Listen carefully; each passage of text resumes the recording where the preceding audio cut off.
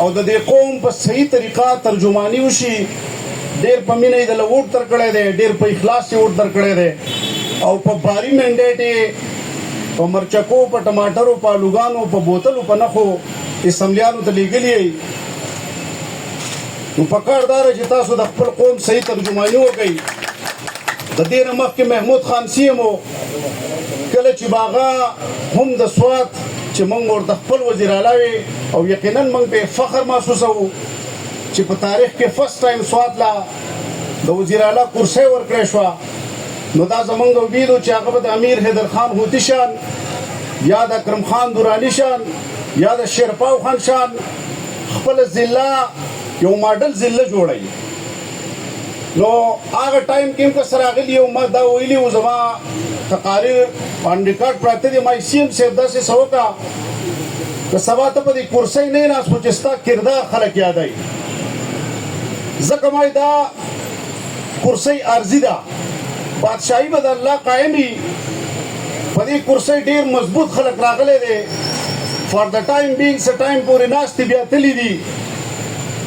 ما محمود خان ته زموږ د مټې خان یې، زموږ سی ایم یې، خو سبا به بیا په منګوره بازار کې یا د مټې په بازار کې د پیازو ټماټرو ګاډۍ ته ولاړې.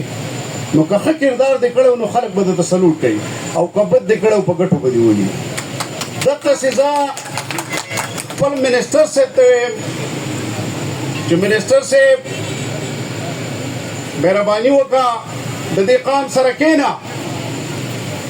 دا ډاکټران صاحبان څومره چې د دې ډپارټمنټ سره ریلیټډ خلک دی، د دوی سره یو جوائنټ میټینګ وکړه. دوی واوره چې کوم ریزرویشنز دي، کوم تحفظات دي، کومې خبرې ښې دي هغه پکې انکلوډ کا، کومې خبرې چې بدې دي هغه ترې لر کا. په دې کې دومره څه نشته، دومره فرونیت او دومره جبر، دومره تکبر دا نه پکار. دا عرضي کرسۍ دي، راشه د دې قام فریاد واوره، د دوی تکلیف واوره، د دوی د مسلې حل کا. دا راغلي دي ستا دپاره په دې ځای کې، په دې ګرمۍ کې ناست دي، د جون میاشت ده.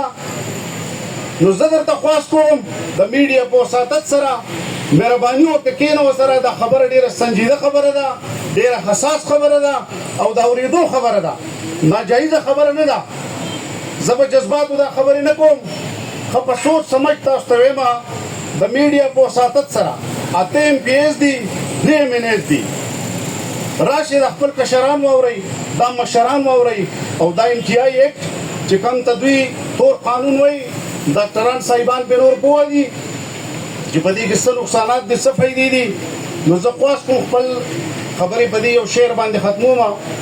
وایي ښکلی پاکستان دی قاید اعظم جوړ کړی دی، ښکلی پاکستان دی قاید اعظم جوړ کړی دی، غټانو لی جنت غریب لی غم جوړ کړی دی.